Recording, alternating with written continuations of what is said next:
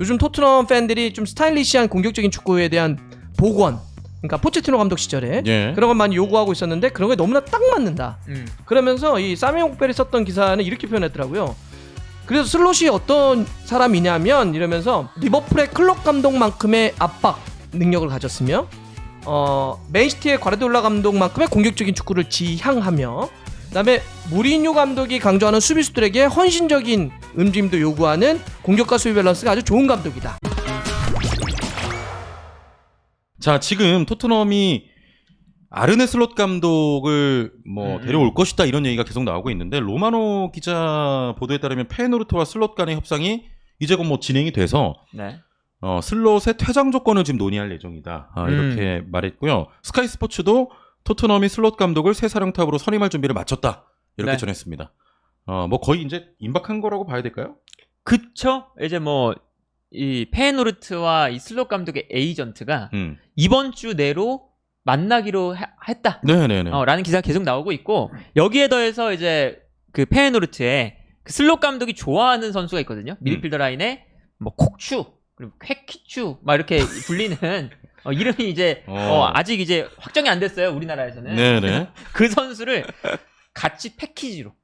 패키지로. 패키지 딜을 원해서 지금 이 그 슬롯 감독의 에이전트가 선수 그 콕추랑 슬롯 감독. 피카츄 아니고 꽈추 형 아니고 꽈추가 왜 나오냐. 정말. 패키지를 묶어서 같이 이번 주에 페노르트를 만나서 협상할 예정이다. 라는 이야기가 나오고 있습니다. 네. 근데 지금 보도가 이 정도로 쏟아지는 거 보니까 뭔가 접촉이 있거나 진척이 있는 건 확실한 것 같아요. 그쵸. 이 사미 목벨 같은 기자도 그거 유력하다고 쓰더라고요. 네네. 유력하다고 쓰고 있고. 그래서 지금 분석한 거 보니까 토트넘이 좀 팬들이 바라고 있는 그런 유형의 감독 아니냐. 네. 그러니까 그동안 보면 누누, 무리뉴, 콘테 다 수비적인 실용 노선. 좀 재미없지만 결과를 끌어낼 법한 그런 스타일의 축구가 이어지다 보니까 요즘 토트넘 팬들이 좀 스타일리시한 공격적인 축구에 대한 복원, 그러니까 포체티노 감독 시절에 그런 걸 많이 요구하고 있었는데 그런 게 너무나 딱 맞는다. 그러면서 이 사미 옥벨이 썼던 기사는 이렇게 표현했더라고요. 그래서 슬롯이 어떤 사람이냐면 이러면서 리버풀의 클럽 감독만큼의 압박 능력을 가졌으며 맨시티의 과르디올라 감독만큼의 공격적인 축구를 지향하며 그다음에 무리뉴 감독이 강조하는 수비수들에게 헌신적인 움직임도 요구하는 공격과 수비 밸런스가 아주 좋은 감독이다. 라고 지금 표현하고 있어요. 그래서 볼 소유의 어떤 4-3-3이나 뺏기면 바로 볼 압박이라든지 공격은 전체적으로 측면 쪽에서 많이 진행될 것이다라고 하는 분석도 많이 실었더라고요. 그러면서 또 하나 이 슬롯은 정말 영어를 너무 잘한다. 선수들의 어떤 소통까지도 되게 잘 될 것이다라는 이런 구체적인 얘기를 좀 쓴 걸 보면 진짜 오는 것 같은데? 이런 느낌들이 좀 강하네요. 예. 이제는 와야죠, 사실. 이제는 좀 와야지. 이제는 와야죠. 와야지. 그리고 이제 페노르트는 지금 이미 후임 얘기도 계속 나온다면 떠날 거를 대비해서. 그쵸. 이제 후임 감독 얘기들도 막 나오고 있고 실제로 이제 그 페노르트가 아예 이 페노르트 쪽 소식을 보면 이 슬롯 감독의 이적료까지 구체적으로 좀 책정을 했다. 이게 한 1,000만 파운드 정도? 그 정도의 이적료를 책정을 했다고 하거든요. 그러니까 이제 그 이적료를 내면 깔끔하게 페노르트가 보내줄 용의가 있다. 네네. 이런 이야기가 나오고 있으니까 사실 이게 그 이전과 다른 게 뭐가 있냐면 그동안 토트넘이 계속 이제 나겔스만 누구 막 이렇게 나오다가 이번에 스카이 스포츠에서 나온 건 토트넘이 내부에서 이제 딱 정했다. 네네. 이제 막 여러 개 찔러보는 게 아니라 아예 사실 찔러보지도 않았다는 소식이었잖아요. 근데 이제는 내부적으로 이 감독으로 가자라고 딱 정해서 슬롯을 정했고 이제 구체적인 협상 단계다. 네네. 이런 이야기가 이제 나오는 걸 보면 이제 확실히 슬롯 감독으로 노선은 정한 것 같다. 그렇습니다. 그래서 이제 이게 또 토트넘 팬들의 기대치는 뭐가 있냐면 지금의 상황이 슬롯이 처음에 페노르트 감독이 됐을 때 상황하고 좀 비슷하다는 거예요. 그러니까 슬롯이 처음에 부임하기 바로 직전에 페노르트는 어땠냐면 그때 수비하다가 역습하는 팀이었거든요. 근데 가서 우리가 아까 얘기했던 것처럼 공격적으로 볼을 점유하는 팀으로 바꿔내서 우승까지 시킨 감독이거든요. 그러니까 지금 토트넘 팬들은 우리도 수비 축구하고 있고 역습 축구하고 있는데 우리도 제발 좀 바꿔줘. 그래서 결과까지 좀 끌어내줘. 우리 이번에 챔피언스리그도 못 갔어. 네. 그래서 슬롯 감독에 대한 기대가 크다는 거예요.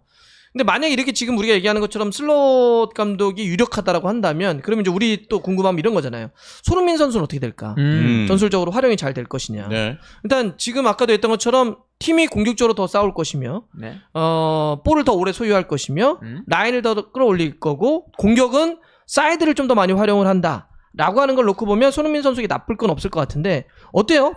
지금 때 페노가 한번 슬롯 이 전술판도 한번 분석한 적이 있었는데 손흥민은 어떨 것 같아요? 그러니까 다들 이제 우려하시는 게 그거예요. 슬롯 감독이 이제 볼을 점유한다고 알려져 있기 때문에 되게 뭔가 과르디올라처럼 막 만들어가고 테나우처럼 중앙에서 막 볼 주고받고 이런 걸 상상하시는데 그렇지 않습니다. 페예노르트의 지금 축구는 아까 나왔던 것처럼 과르디올라의 축구를 닮아 있으면서 클롭 감독의 축구까지 추구해요. 그렇지. 그러니까 이게 상황에 따라서 이제 여러 가지로 변형이 되는데 그러다 보니까 페예노르트가 점유율이 그렇게 높지 않아요.